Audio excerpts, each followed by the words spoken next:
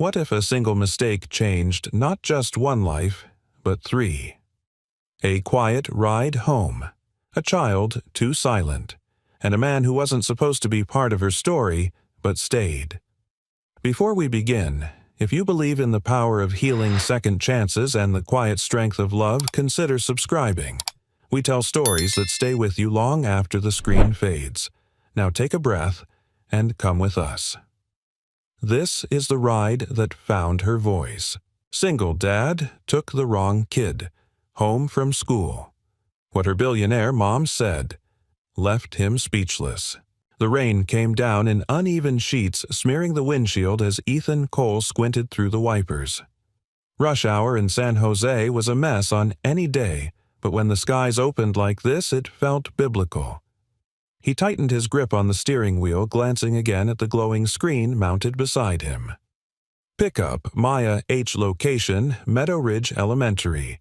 Gate seat time, 3:15 p.m. He pulled into the school's side loop just as the bell rang. Children with oversized backpacks and brightly colored umbrellas spilled into the chaos. Parents and guardians waved from car windows or ran to meet their kids, but Ethan stayed seated. This was the third pickup of the afternoon. He didn't know these kids. He just followed the app, verified the names, and got them home safe. A text pinged. On my way. Can't reach the mom directly. Please wait, WW, Maya, until she gets home. Kid ride dispatch. He sighed. A delay meant risking his next HVAC repair job, the one that might pay for Lila's new asthma inhaler. A figure in a red hoodie approached the car slowly.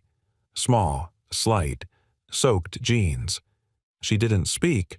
Her face was hidden under the hood, strands of wet brown hair clinging to her cheeks. Ethan rolled the window down. You Maya? She gave a small nod. Silent, eyes down. He unlocked the door, stepping out quickly to open it for her just as the wind howled and slammed it shut again. He caught it with his foot, shielding her with his jacket. Come on, hop in, he said gently. Warm inside. She obeyed. No resistance, no questions. Just climbed in and buckled herself without a word. Inside, the silence was startling. Ethan started driving, checking the app for the listed drop-off. Oak Ridge Apartments, 10 minutes away. Do you want some heat? He asked, adjusting the vents. Still nothing. Then he glanced at her more closely. There was something about the way she sat, stiff, unmoving, hands folded neatly in her lap like she was afraid to touch anything. The other kids he ferried talked, played games on their phones, asked if he had snacks. This one. She was a ghost in the back seat. At the red light, he tried again. Maya, that your name? This time, she looked up, just barely. Her eyes were wide and glassy like twin wells holding back something too deep to spill. She nodded, one word written silently with her body. When they reached the apartment complex, Ethan pulled up to the front entrance. No one was there. He double-checked the address on the app. Correct. Okay, kiddo, he said. Looks like your mom's running late. Let me just call dispatch. Another text came in. Guardian delayed. ETA 30 to 45 mini.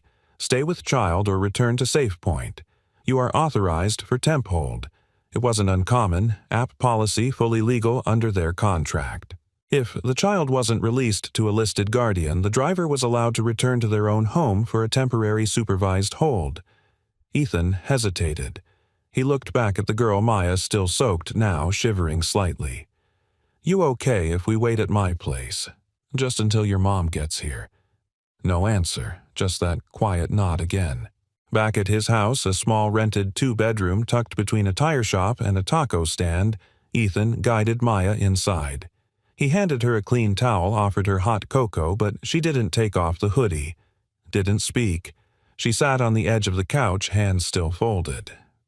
Daddy, a voice called from the hallway. Lila, his 10-year-old daughter, poked her head out, her dark curls springing loose from a headband. Who's that? This is Maya, Ethan said. She's just waiting here a bit. Her ride's late. Lila walked closer, studying the girl. She talks. Ethan shrugged. Not much. Lila tilted her head, then, as if sensing something unspoken, simply sat beside Maya and pulled out a sketch pad. She began to draw slowly and without explanation. Within moments, Maya glanced sideways. Then something happened.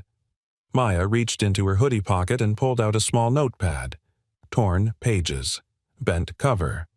She wrote something carefully, then turned it to Lila. One word. Stay.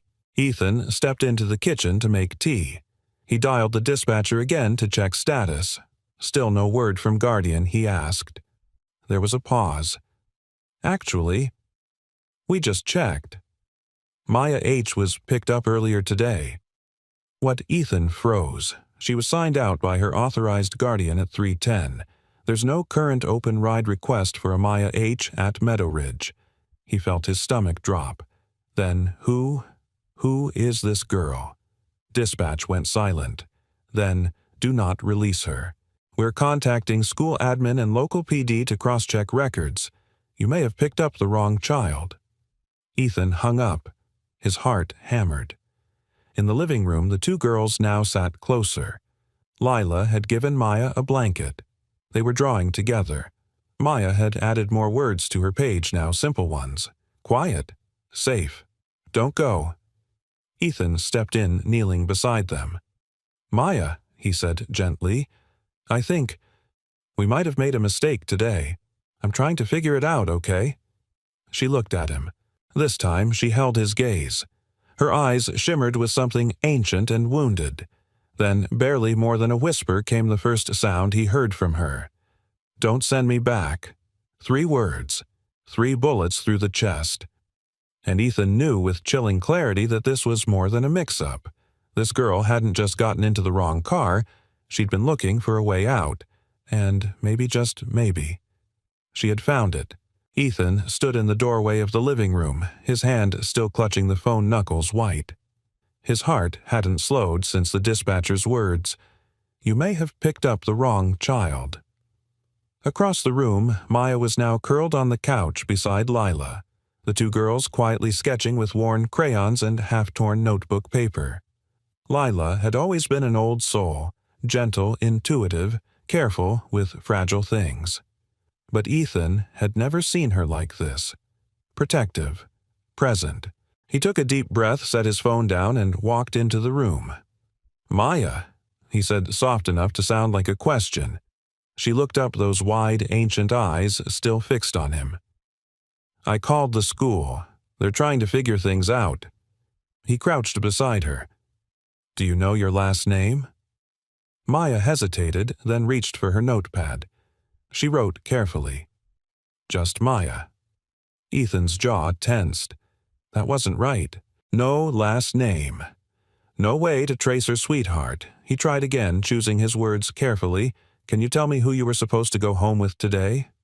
She shook her head slowly. Then, in deliberate motion, pointed to the words she'd written before. Quiet. Safe. Don't go.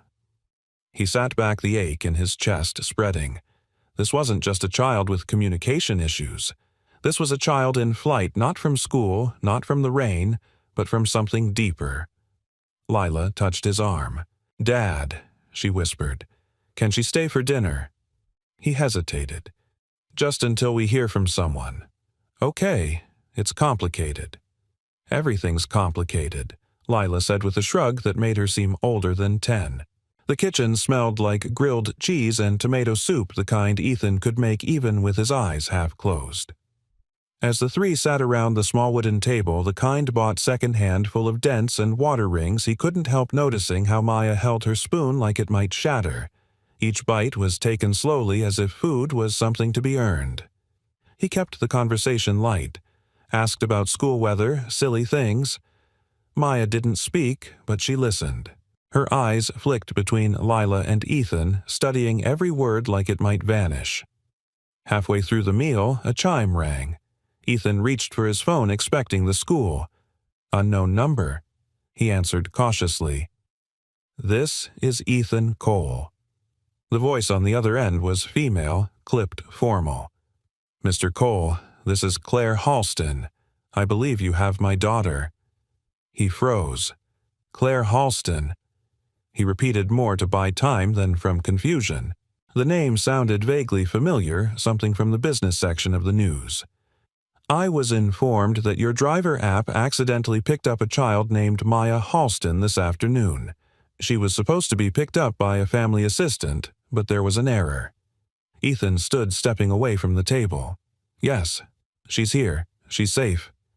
I didn't know there was a mix-up until just now. She didn't. She doesn't say much. There was a pause on the line, then a sharp intake of breath. That's to be expected. Another beat. I'll be there in 20 minutes. Click. Ethan stared at the dead line for a moment before pocketing the phone and turning to the girls. Maya, he said gently, your mom's coming. Something shifted in her face. Not fear, not relief, just silence. A deeper silence than before. She went back to her drawing as if nothing had changed, but Ethan noticed her fingers, they were trembling. The rain had slowed by the time the black SUV pulled up outside Ethan's house.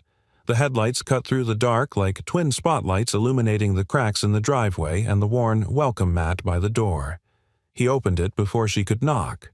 Claire Halston was everything the media had portrayed her to be, poised, elegant, unsmiling. Her coat looked like it cost more than his car. Her shoes made no sound on the pavement. Her gaze was sharp and searching. I'm Ethan Cole, he said. Maya's inside. She brushed past him without another word. In the living room, Maya sat on the couch cradling the notepad in her lap. She looked up at Claire with a mixture of resignation and detachment. No joy, no spark. Just endurance. Maya Claire said, crouching down. Sweetheart, I'm so sorry. There was a mix-up. Let's go home.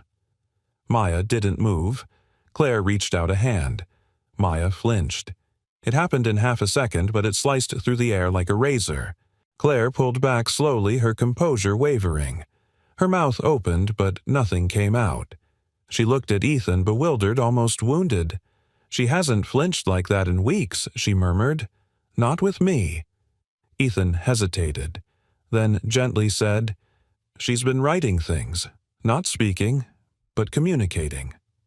That's a start. Claire's voice was low-controlled. She hasn't said a word in 7 months. Lila appeared in the doorway holding Maya's drawing. It showed 3 figures, a small girl, a bigger girl with a puffer inhaler, and a tall man holding an umbrella. She drew, this Lila said. She called this safe. Claire stared at it. Something inside her cracked.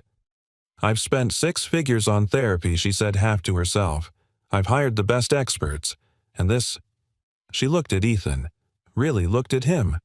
Who are you? Just a guy who drives kids home, he said quietly, and fixes HVAC units to pay bills. Claire exhaled, long and shaky. I don't know what to do anymore, she whispered. Ethan didn't offer advice. He simply stepped back, gave her space. Let the silence do what no words could. After a long moment, Claire knelt again. This time, she didn't reach out. She sat at eye-level, hands on her knees, and said nothing. Maya looked at her, then at Lila, then at Ethan. And for the second time that day, she spoke. One word. Stay. And in that moment, no one moved.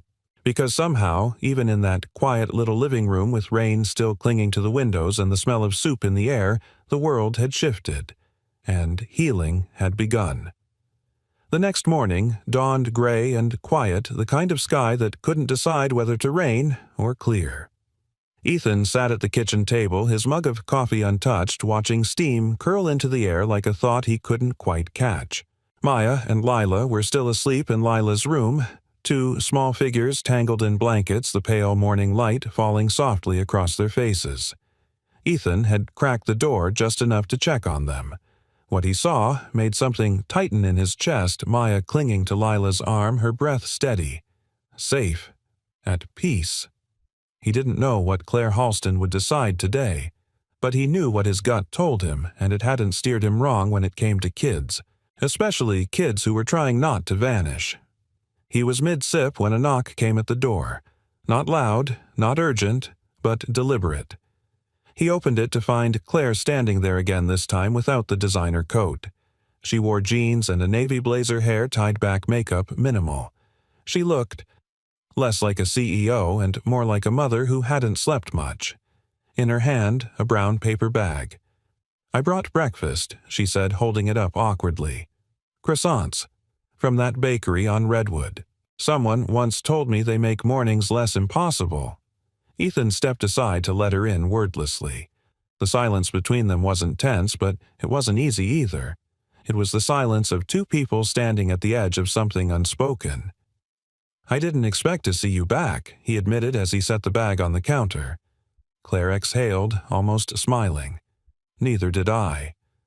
She looked around his kitchen, modest, worn, lived in. The peeling paint on the windowsill. The small calendar with Lila's medication schedule. A photo of a woman on the fridge, smiling, vibrant, holding a toddler version of Lila in her arms. "That your wife, Claire?" asked softly. Ethan nodded, his eyes flicking toward the photo. "Tanya. She passed 3 years ago. Stroke, completely out of nowhere." Claire's voice dropped. "I'm sorry." He shrugged. "Thanks. Grief's a messy thing. You learn to carry it differently, that's all." She studied him for a moment. "I didn't come back to talk about me, or even about Maya. I came back because last night, something happened in your house that hasn't happened in mine for months." Maya spoke. She didn't cry. She didn't scream. She asked to stay. Ethan nodded, unsure what to say. Claire's voice turned quiet. "Do you know what it's like to feel like you're doing everything right? The best doctors, the best schools, the best food, the best security, and still realize your child doesn't trust you enough to speak?" He looked at her carefully. "I think it's not about trust. It's about fear, and whether a kid believes that fear is allowed in front of you." Claire's eyes shimmered. "You think she's afraid of me?" "I think," Ethan said gently, "she's afraid of breaking. And she doesn't know if you'll let her." Claire sat at the table. She wasn't like this before the incident. She was strong-willed, confident, too smart for her own good. And then, one night, everything cracked. A custody fight between me and my ex-husband's brother over some family trust fund, and Maya was caught in the middle. She was taken, for less than 24 hours. But when she came back, she never said another word. Her voice faltered. "She doesn't look at me the same." Ethan let the silence settle before speaking. "Kids aren't like pipes. You can't just fix the leak and expect everything to flow again. They remember, but sometimes what they need isn't repair. It's refuge." Claire stared at him as if she hadn't expected wisdom from someone who wore oil-stained boots and lived in a house with no dishwasher. Then she said something he didn't expect. "Would you let her come again? Just a few hours here and there. Maybe once a week. Somewhere she feels safe." Ethan blinked. "You want her to stay?" Claire nodded. "Not forever. Not without supervision. Just not as a patient. Not as a case file. As a child. A girl who draws and drinks cocoa and can breathe." It was the first time Ethan saw the woman behind the billionaire. A mother who had run out of strategies, finally surrendering to something gentler. "Yeah," he said quietly. "She can stay." That afternoon, Maya returned with Claire. She was still quiet, but there was less tension in her shoulders. Lila greeted her with a grin and a fistful of markers. They disappeared into the back room like they'd known each other forever. Claire stayed in the kitchen with Ethan. She didn't check her phone once. They talked about little things, about big things, about the kinds of pain that don't leave visible bruises. When she finally stood to leave, she paused at the doorway. "My therapist once told me Claire said that it takes a village to raise a child. I thought I could be the village. I thought I could be everything." "You thought being strong meant being alone," Ethan said. She smiled, rueful. "Exactly." And then she turned back. "You saved my life once. Years ago. During a medical equipment fire. I was pinned. You pulled me out before the ceiling collapsed." Ethan stared. "I didn't know that was you." I didn't know it was you either. Not until I saw the hospital tag on your fridge last night." Claire looked at him one last time. Maybe Maya isn't the only one who came back to the right place. Then she walked out, and Ethan stood in the doorway stunned. Somewhere in the house, the sound of children laughing drifted down the hall, and for the first time in years, he didn't feel alone. The next few days passed like a quiet breath held too long. Maya began visiting Ethan and Lila every other afternoon. At first, Claire stayed parked in the driveway, tapping nervously on her phone or pretending to review emails. But by the end of the week, she'd started coming in sitting at the edge of the living room, half invisible as if afraid her presence might undo whatever delicate magic held her daughter together in this strange little house. Ethan didn't press her. He'd learned long ago that some things couldn't be forced. Safety was one of them. So was trust. It was Thursday afternoon when Maya did something unexpected. She reached for Lila's sketchpad, flipped to a blank page, and began to draw. No timid pencil strokes this time, bold, deliberate lines. Her tiny fingers smudged charcoal across the paper, layering shadows with precision that startled even Lila. When she was done, she handed it to Ethan. It was a picture of a house. Not his house, but a house in flames. And in the corner, a girl, eyes closed, mouth open, arms over her ears. Ethan stared at it, his gut clenching. Claire, who had quietly stepped behind him, went pale. "She remembers," she whispered. Ethan looked at her. "Was there a fire?" Claire nodded, her voice barely audible. "Yes." "During the custody dispute, my ex-brother-in-law broke into my guest house thinking Maya was there. He was drunk. The fire spread before anyone could stop it. Maya was sleeping in the main house, but she woke up to the alarms. Saw it from the window. She was 6. She never talked about it, Ethan asked. She didn't have to, Claire said. She stopped sleeping. Stopped speaking. Started drawing spirals and dark corners. Her therapist said she was retreating inward to protect herself. But She looked down. I thought if I just gave her structure, routines, predictability, that would be enough. But I was parenting her like a CEO, building a system, not building trust. There was silence. Then Ethan said, "Kids don't need systems. They need space to fall apart, and someone who won't flinch when they do." Claire's eyes glistened.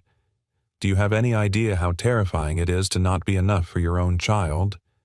Ethan looked at her for a long moment. "Every day." She blinked. He continued, softer now. "I spent months trying to fix everything after Tanya died. Lila's asthma got worse from the stress. Her teachers told me she was withdrawing. So I read every book, joined every dad forum, got so good at managing that I forgot to just be present. One night Lila looked me in the eye and asked if it was okay for her to cry, because she hadn't seen me do it." Claire pressed a hand over her mouth. "I cried that night," Ethan said simply. Later that evening, after Maya had gone home and Lila was brushing her teeth, Ethan found himself in the garage, a small, cluttered space he hadn't touched in weeks. It still smelled faintly of motor oil and rust, the familiar sense of the life he'd half left behind. He dusted off an old wooden box, Tanya's. Inside were her sketches, designs for interactive learning toys she'd once dreamed of launching for kids with sensory sensitivities. She'd been brilliant, and kind, and always a little bit chaotic in the best way. Ethan traced one design with his finger, a spinning wheel made of old gears meant to teach kids cause and effect through touch. It was beautiful, mechanical but gentle, the kind of thing Maya might like. He set it aside, a new idea taking root. The next day, Ethan invited Claire to walk with him while the girls painted birdhouses in the backyard. She hesitated at first, but eventually followed, arms crossed against the breeze. "I saw your name on that patent sketch," she said as they passed the side gate. "You and your wife." Ethan nodded. It was her idea. I just built the prototypes. She wanted to create tools that let kids communicate through motion, rhythm, texture. Not everything starts with words. Claire looked thoughtful. "I invested in 3 startups trying to do the same thing. They never reached market." Because they didn't start at the kitchen table, Ethan said with a smile. She laughed a quiet, surprised sound. He hesitated.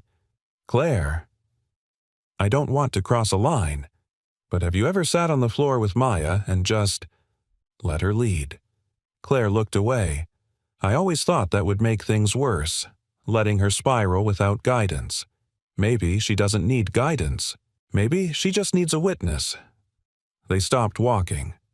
Claire said nothing for a while. Then softly, "You know what's strange? In every boardroom I've ever stepped into, I've known exactly who I was. I've commanded the space. But with Maya, I feel like a stranger standing outside her world hoping she'll open a window." Ethan looked at her, his voice low. "Maybe she's waiting to see if you'll sit down long enough for her to unlock the door." Claire's eyes met his. There was no romance in the air. Not yet. But something was shifting, a softness between two people learning how to hold pain without crushing it. That evening, Claire stayed for dinner. They sat at the same dented kitchen table, passing bowls of spaghetti and garlic bread, laughing at how much Parmesan Lila could pile onto a plate. Maya didn't speak, but at one point she slid a new drawing across the table. It was of a treehouse. 3 figures inside, 2 adults and 2 girls. Below it, in crooked letters, "Safe Place." Claire stared at it, her hand trembling slightly as she traced the lines. Ethan smiled gently. "She's starting to draw futures." Claire nodded, her voice thick. "I just hope I get to be in them." "You already are," he said. And for the first time, Claire Halston, CEO Strategist Powerhouse, allowed herself to cry. Not because she was weak, but because in this little house that smelled like garlic bread and second chances, she was finally allowed to feel everything, and be held by people who wouldn't flinch.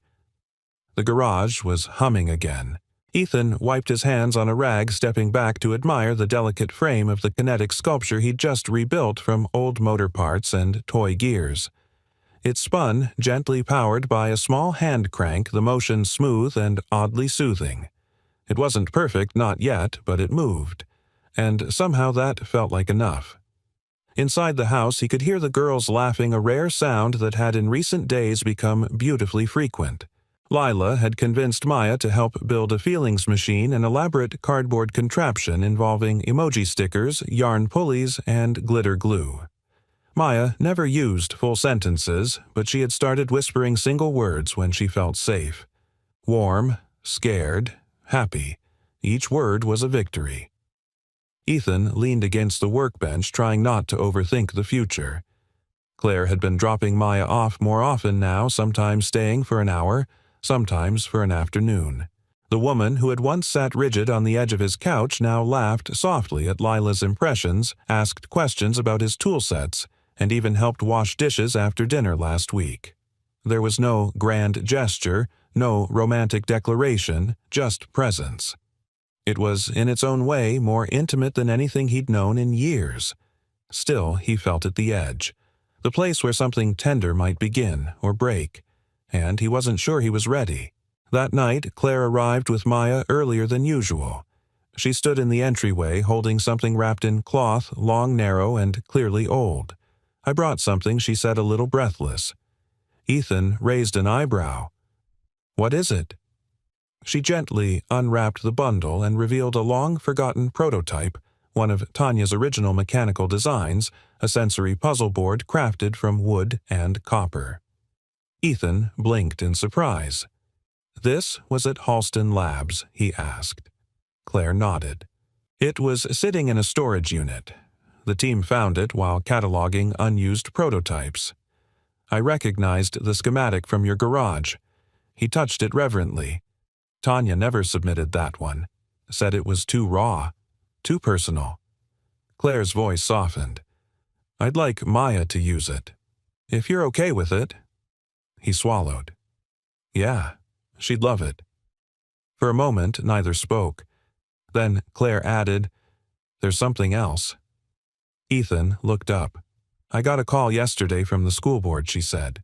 "They're opening a new pilot program for children with selective mutism and trauma-related challenges, and they asked if I'd be willing to help fund a community support model, something less clinical, more relational.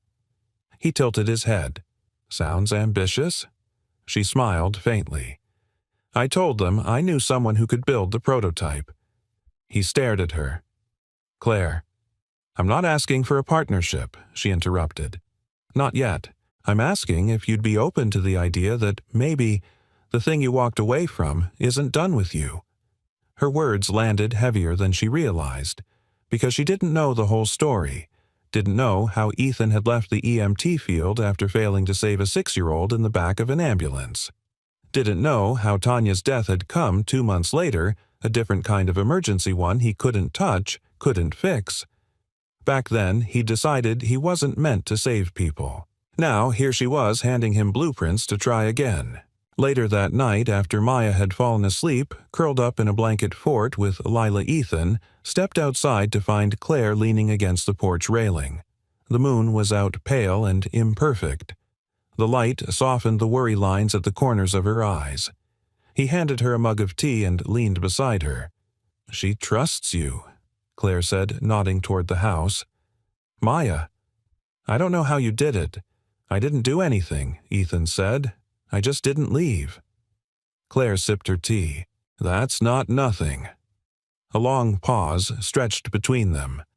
Then Ethan spoke carefully. I walked away from a lot, Claire. I left the EMT world because I couldn't carry one more loss. I left the garage for months after Tanya died. I almost left this town. But I stayed because of Lila. And now... He glanced through the window at the two girls curled like bookends in their blanket cocoon. Now, I'm realizing maybe I wasn't meant to save people. Maybe I was just meant to hold the space where they could heal themselves. Claire turned to him. You saved me, Ethan. He looked down. I didn't even recognize you that night in the hospital. I don't mean that night, she said. I mean this one. Their eyes met. No music swelled. No lips moved forward. But something shifted, a knowing, a weight released. Not romance. Not yet. But the beginning of something more honest. Just before leaving, Claire stepped into the living room and knelt beside Maya's blanket fort. She placed a small card inside a hand-drawn star and the words, You are safe. You are strong. You are never alone. Maya didn't open her eyes, but she whispered one word, Mom. Claire gasped, a sound like breath returning after too long underwater. She leaned down and kissed her daughter's head, then turned to Ethan, tears clinging to her lashes. I haven't heard her say that since the fire. Ethan nodded, his own throat tight. She remembered you, he said. She just needed time to feel you were still there. As Claire stepped into the night, Ethan stood quietly at the doorway, holding the moment with reverence. And though he had once walked away from the world tonight, it felt like the world had quietly walked back to him, not asking him to save it. Just to stay. It was Saturday morning when Claire showed up without Maya. Ethan had just finished fixing the loose cabinet door under the sink when he heard the knock, not the usual soft tap that Maya did, or the hesitant rhythm Claire used on work days. This one was firm, deliberate. He wiped his hands on his jeans and opened the door. Claire stood there alone. Her eyes shadowed, jaw tight. She didn't step inside. Maya had a panic episode last night, she said, voice low. She wouldn't let me touch her. Ethan's body tensed. She's okay now. She's with my housekeeper, safe. But she started crying and said something that I didn't know how to respond to. She paused, hands clenched, then added, she said the fire wasn't an accident. Ethan stepped aside and gestured her in. In the kitchen, she sat at the small table, the one where Maya had first drawn the house in flames. It felt like the room was holding its breath. Claire stared at the steam rising from her tea, then whispered. She said he was looking for me, not her. Ethan didn't need to ask who he was. Claire had spoken briefly before about the custody battle with her ex-husband's brother, a man who'd contested Maya's trust for access to family shares. Ethan had thought it was just money, a bitter feud. But now it sounded darker. She told Lila that she saw him through the window, that he stood in the yard with a bottle and a lighter, and that he looked right at the main house before walking toward the guest house. Claire closed her eyes. I never told her that detail. I didn't even know she remembered it. Ethan's jaw tightened. Claire, was there an investigation? She nodded. It was ruled accidental. He died in the fire. They said it started near a faulty gas line that he must have tripped something drunk. I didn't push back. I was in shock. Maya was silent, and the only person who might have confirmed anything was gone. Now Ethan understood the weight in her shoulders, the flinch when Maya withdrew the perfectionism. Claire had been parenting from guilt and grief and fear that maybe, just maybe, she had missed something fatal. I don't know how to protect her, she whispered. I don't even know if I deserve to. Ethan leaned forward. You're here. You came. That counts for more than you think. Claire looked at him. Being present doesn't undo what she's lived through. No, he said softly, but showing her she's not alone while she lives through it now. That's everything. Later that day, Lila found Ethan in the garage staring at the half-built sensory wall, a modular board covered in texture sounds and small moving parts. He hadn't touched it since Tanya died. Lila was holding Maya's latest drawing. She drew me a circle today, Lila said. It had a crack in it. But then she drew little stitches over the crack. She held it up. Inside the circle were 3 stick figures, one with curly hair, one tall with messy lines around the hands like tools, and one with a crown on her head. Claire. The cracks had been stitched piece by piece. I think it means we're helping her put things back together, Lila said. Ethan swallowed hard. Then he walked to the workbench and picked up his drill. Let's finish this, he said. Let's build her something that doesn't break. The next morning, Claire and Maya returned. The little girl looked tired but less withdrawn. Her shoulders still curled inward, but her eyes found Lila's the moment she stepped through the door. Lila took her hand. Want to see something?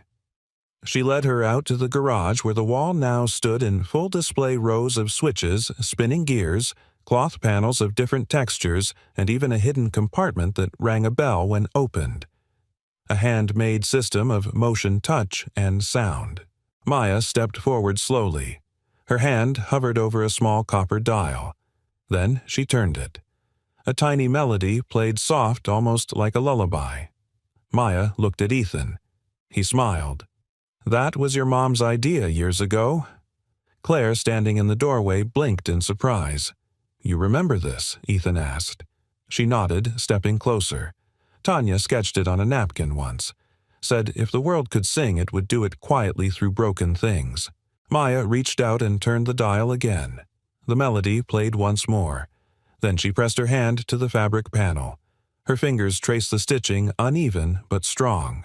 She whispered, "Not broken." Everyone froze. Lila beamed. Claire pressed a trembling hand to her lips. Ethan stepped forward, kneeling beside Maya. "No," he said gently, "not broken." Maya turned to Claire and for the first time since the fire stepped into her mother's arms without hesitation. They didn't speak. They didn't have to.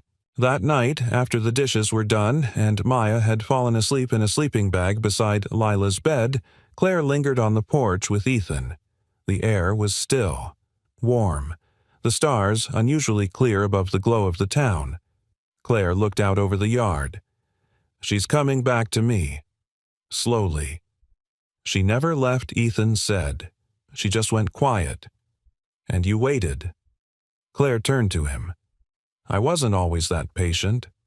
No one is, he said. But we try anyway. A pause. Then Claire added, when I heard Maya say, Mom, again.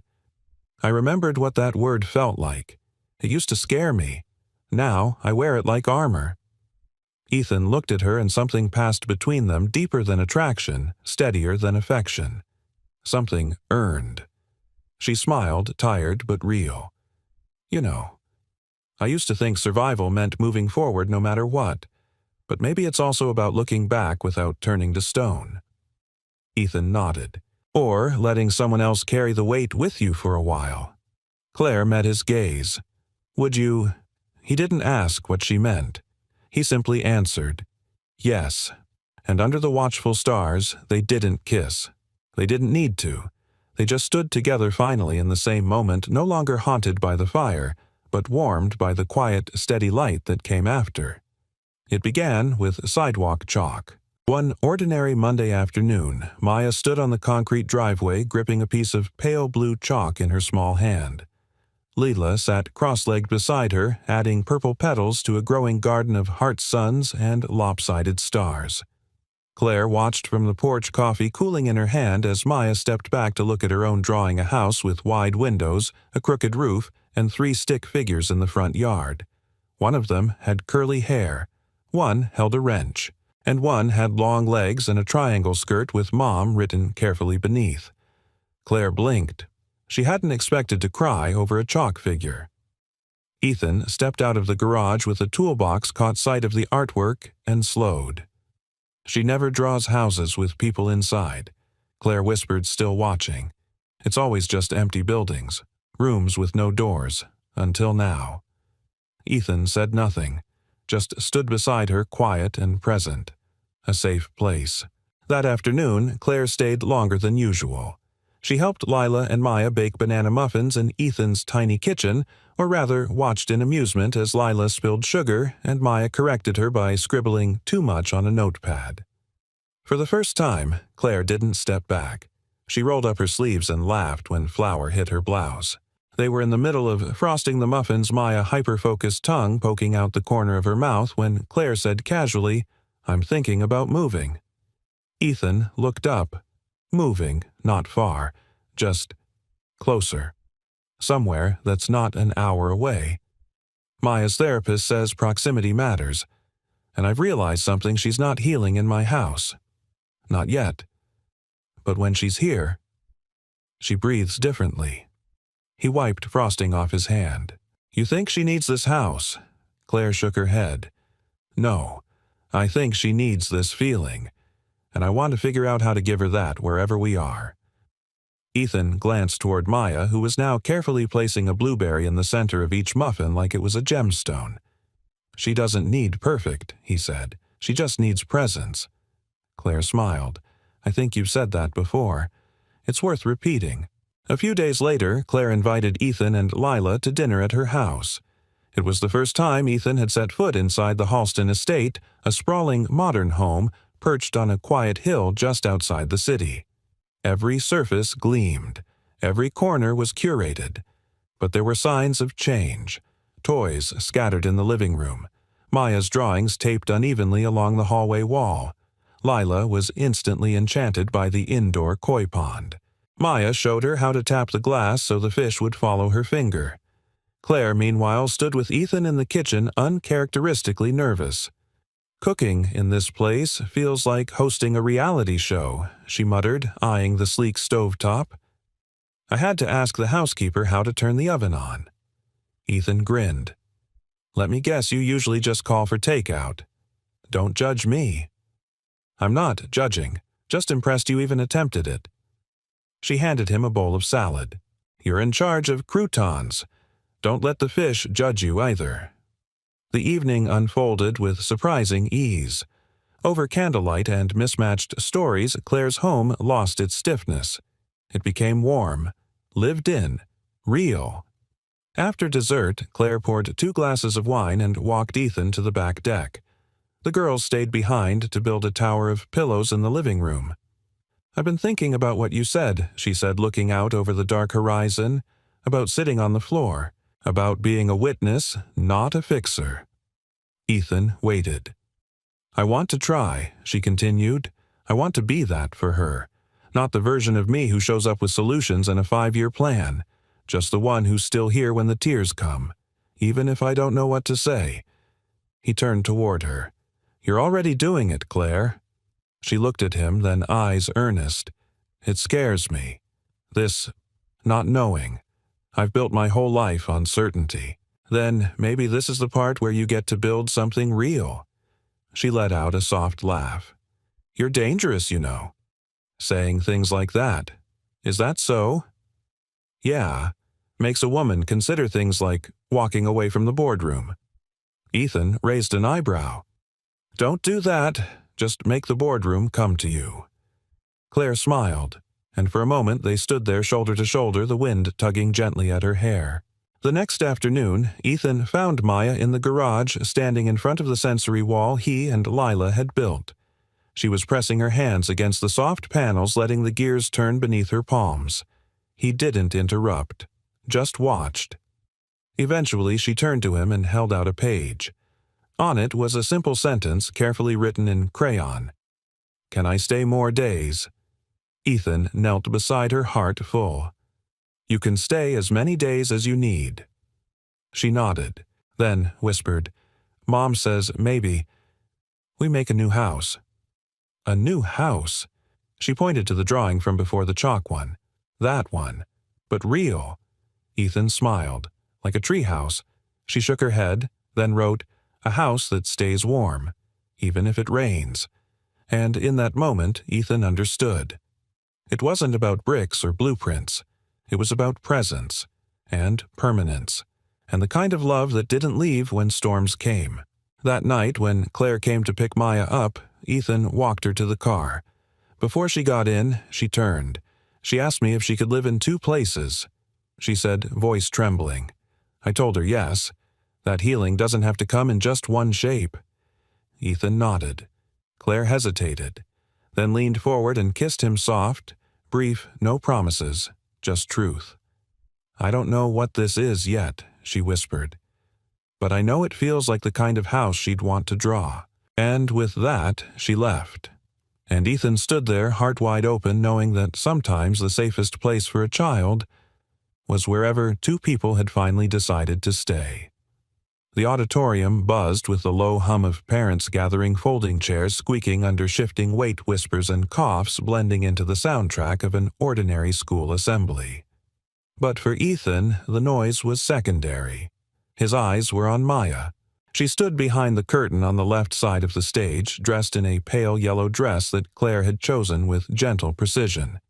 Her fingers clutched the edge of the velvet drape knuckles white. Her eyes weren't afraid, not exactly, just far away. Like a person standing on the edge of something they weren't sure would catch them if they jumped. Claire knelt beside her, tucking a wisp of hair behind her daughter's ear. "You don't have to do it, sweetie," she whispered. "Not for the teachers, not even for me. If it doesn't feel right, we'll walk right out together." Maya looked at her, then past her at Ethan standing just a few steps away. He gave a small, steady nod. "We're all here, and nothing changes if you say no."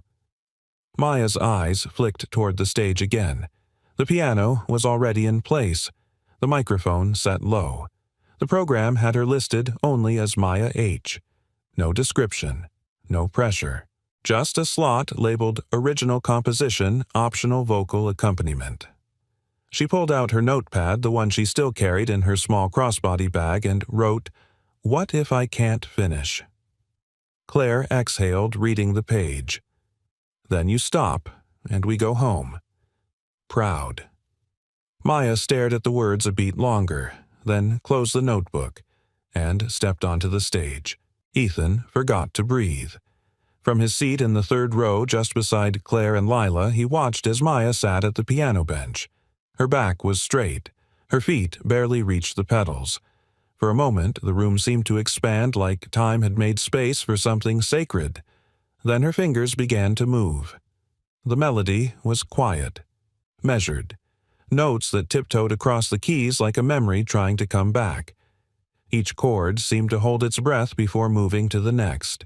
It was a lullaby, but one laced with a kind of ache that didn't belong to a child her age. Claire covered her mouth. Lila reached for Ethan's hand. The auditorium stilled. Then Maya leaned toward the microphone and sang. The voice that came out was delicate, unsure, but it was there. Notes shaped into words. Words into meaning. It wasn't about pitch or volume. It was about courage. Vulnerability made audible. When the world got loud, I got small. Found a corner curled up tall. But there's a door with painted light, and I knock most every night." A hush fell over the room so complete Ethan could hear the soft whir of the HVAC vent above them. "You stayed when others stepped away. You listened when I had no say. Now I'm learning how to be not broken, just becoming me." Her fingers faltered for a half-second. A wrong note. A ripple of fear crossed her face, but then from the audience a small clear voice called out, "You got this, Maya Lila." Maya looked up, smiled, and finished. The applause began like thunder restrained. Parents, teachers, even a few students all clapping not just politely but with genuine awe. It wasn't just about the song, it was about what it cost to sing it. Maya stood, bowed quickly, and ran off stage. Claire was already moving heels forgotten, rushing down the side aisle. But it was Maya who reached her first, flying into her mother's arms with a kind of relief that made Claire crumble right there in the wings. Ethan arrived a second later, wrapping them both in his arms without hesitation. Maya whispered voice, still breathless, "I did it." Claire kissed her forehead. "You did, baby. You really did." And then Maya turned, looking up at Ethan. "It's safe now," she said. It took him a moment to realize she wasn't talking about the stage. She was talking about her voice. Afterward, the four of them returned to Ethan's house, partly because Maya asked for it, partly because it just felt right.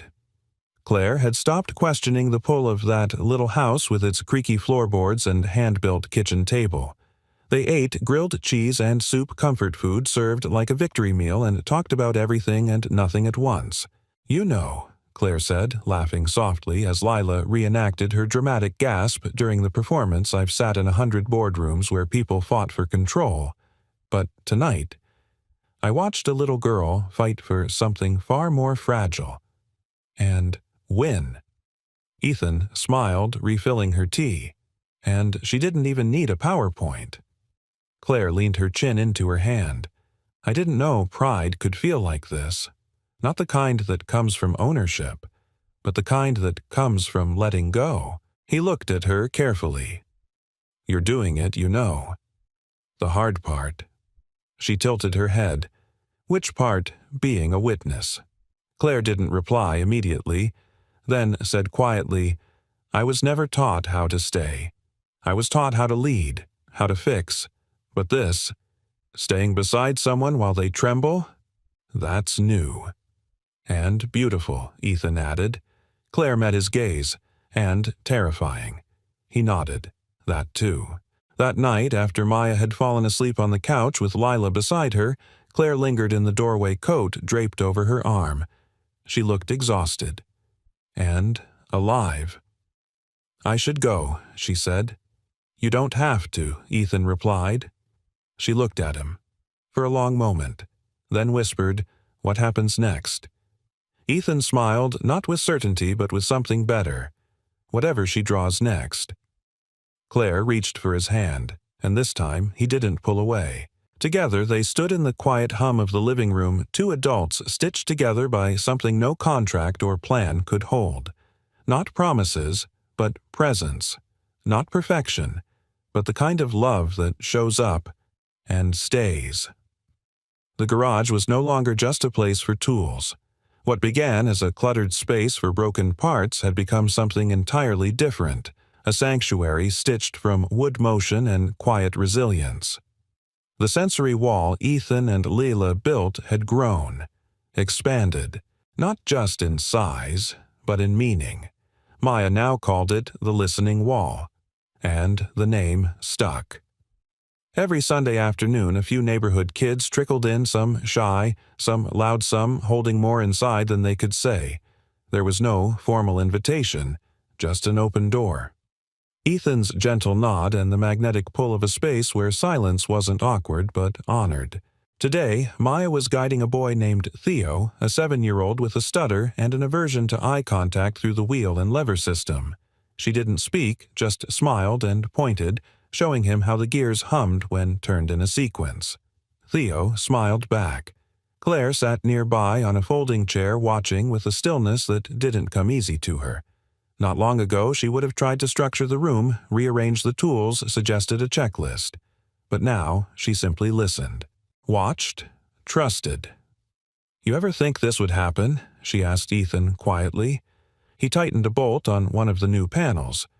"You mean turning a mechanic's garage into a therapy session?" She nodded. He smiled. Tanya used to say kids didn't need more adults talking at them. They needed spaces that talked with them, spaces that held them without requiring explanation. Claire looked at him. "You think this space holds you too?" Ethan paused, then met her gaze.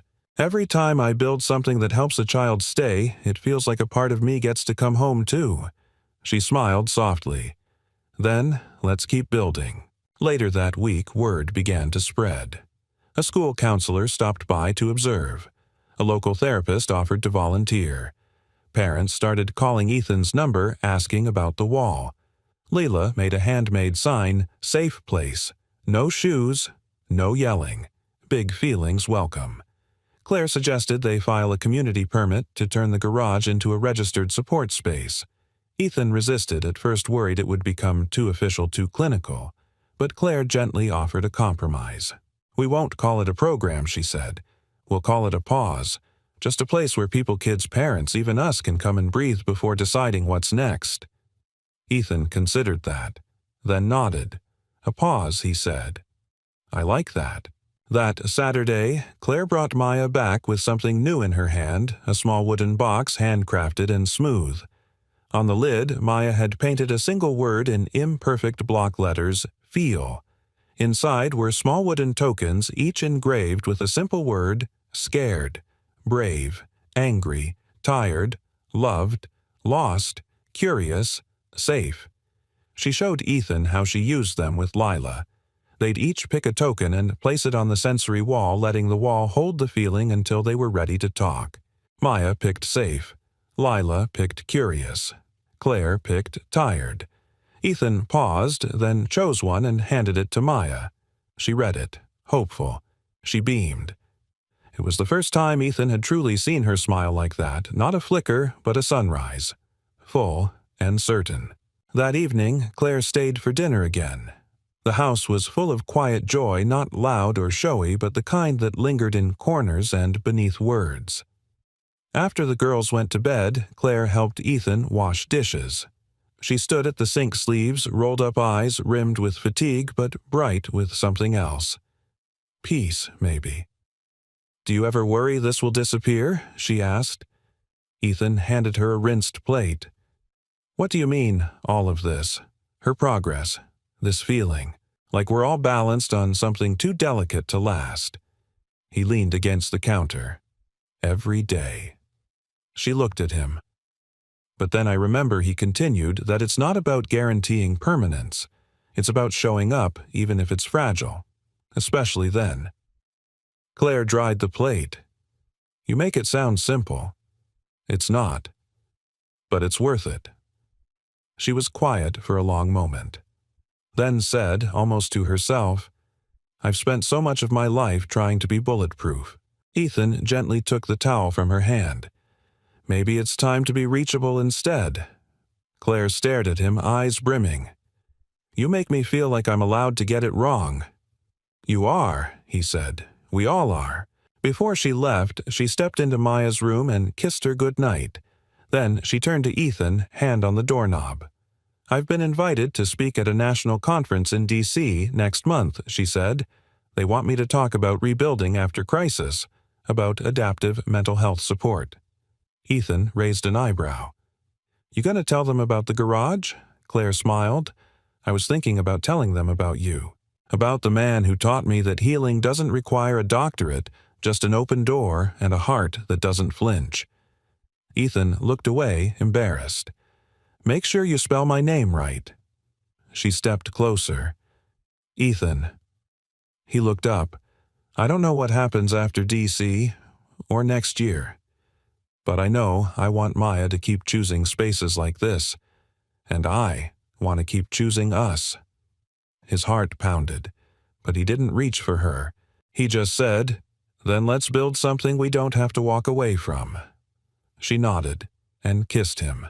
Not out of urgency or because the moment demanded it, but because in that small lived-in kitchen with crumbs on the counter and hope between them there was no need to run anymore. only room to stay and grow together. The classroom smelled faintly of glue sticks and pencil shavings. A poster on the far wall read, "Your feelings matter here."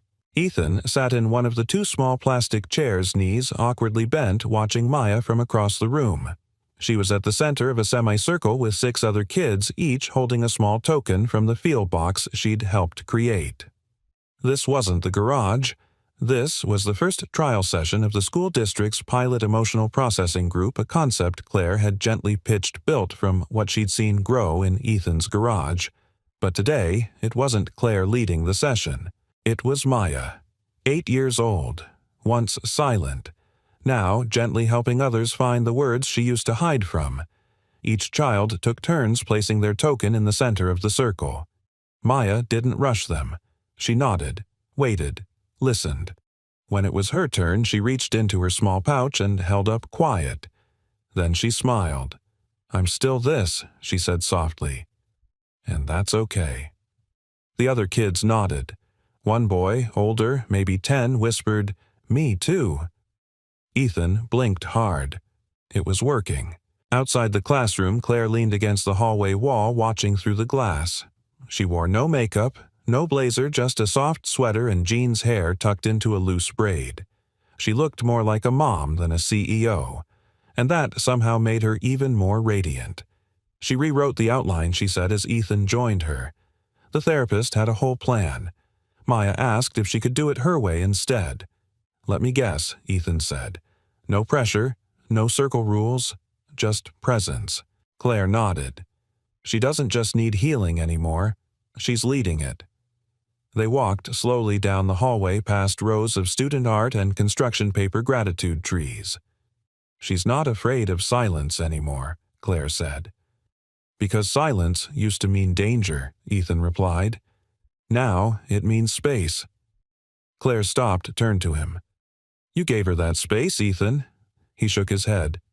"No, she took it. I just didn't fill it." She smiled, stepped a little closer. "Well, I think there's something holy about that." He chuckled. "That's a big word for someone who used to run boardrooms like war zones." Claire's eyes twinkled.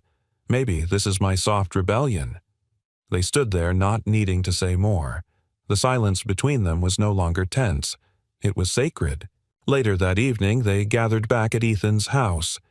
Lila and Maya raced through the kitchen with sheets of construction paper, preparing what they proudly dubbed the Wall of Words. It was a community version of the Feel Wall, but this one had drawings, affirmations, and crayon-drawn portraits of every person who had helped Maya find her voice. There was even a box labeled "For Grown-Ups Who Don't Know What to Say Yet." Ethan peeked inside. It was empty. He laughed. "You two," he said, looking at the girls, "are going to start a revolution." "We already did," Lila said, beaming. Dinner was spaghetti and meatballs, the kind that had become a comfort ritual in their small, mismatched family. Claire sat beside Maya, her arm gently around her daughter's shoulders, and for the first time since Ethan had met her, she wasn't checking her phone or glancing toward the door. She was still, rooted. Midway through the meal, Maya leaned forward. "Can I share something?" Everyone froze. She wasn't whispering. She wasn't mouthing. She was speaking. Claire nodded, already blinking back tears. Maya pulled out a folded page from her notebook. It had a large circle, the same one she'd drawn months ago, cracked in the middle now, stitched with bright red thread. "This," Maya said, pointing, "used to be me. I thought if I broke, I'd disappear." She looked at Lila. "Then you told me people can still be whole, even if they've been hurt." She looked at Ethan. "You never tried to fix me. That made me feel like I wasn't wrong." Then she looked at her mother. "And you stayed, even when I didn't come back to you right away." Claire swallowed hard, lips trembling. Maya placed the drawing in the center of the table. Now she said quietly, "I'm not just stitched. I'm strong." There was a beat of silence that no one wanted to break. Then Ethan, voice thick, said, "You're more than strong, kiddo. You're a light." That night, as the girls settled into bed, Claire lingered behind with Ethan on the porch. The air was cool. Crickets chirped in the distance. The sky overhead was clear-wide and impossibly kind. Claire leaned into the railing, her shoulder brushing against his. "Do you ever wonder how all this happened?" she asked. "How one mistake turned into this?" Ethan looked at her, his voice warm. "I think it wasn't a mistake." She raised an eyebrow. "I think Maya didn't just get into the wrong car," he said. "I think she found the right person." Claire smiled. Then, after a long pause, "You know, she calls this her second home now." Ethan's eyes flickered. "What about her first? She says that one's still learning." They laughed softly. Then Claire turned to him, all humor fading into something softer. "I want to keep building this not just for Maya or Lila, but for us, for whatever this is becoming." Ethan didn't need to think. He reached for her hand, held it. "Then let's keep choosing it," he said. "Every day. No grand declaration, no fanfare. Just two people sitting beneath the stars deciding quietly, wholly to stay." Inside, in the room where the girls now slept, the wall of words glowed softly under a string of fairy lights, and pinned at the very top, written in Maya's small, neat hand, were 5 simple words: safe, heard, seen, home, loved. It was a Sunday morning, wrapped in sunlight. Not the harsh, overconfident light of summer, but the gentle kind that touched everything like it was waking the world with care. The trees swayed lazily. The air held the soft scent of grass warmed overnight. And from Ethan's small backyard, the sound of laughter rang out clear and full. Claire sat at the picnic table watching Maya and Lila build what appeared to be a floating fairy village in an old wooden planter box. Glue, popsicle sticks, and glitter were everywhere. Neither girl seemed concerned about the structural integrity of the bridges they'd engineered. But then again, maybe magic didn't need blueprints. Ethan emerged from the house with a pitcher of orange juice and a tray of cinnamon rolls, the kind Lila insisted were now tradition. He poured 2 glasses, nudged a muffin crumb off the bench, and sat beside Claire with a soft sigh of contentment. "You know," he said, watching the girls, "this place used to be quiet in a very different way." Claire smiled. "The kind of quiet that echoes." "Exactly." She reached for a cinnamon roll, peeled back the paper lining. And now he glanced sideways at her. "Now it's the kind of quiet that holds." The garage door creaked open with a familiar groan, and Maya ran inside like she always did, stopping at the sensory wall. She pressed her palm to the copper spiral and turned the small crank that played a soft, chime-like melody. Claire followed slower now, thoughtful. "I filed the paperwork," she said to Ethan as he tightened a hinge on the newest addition to the wall, a small color-coded set of buttons labeled Start, Stop, Breathe, Share.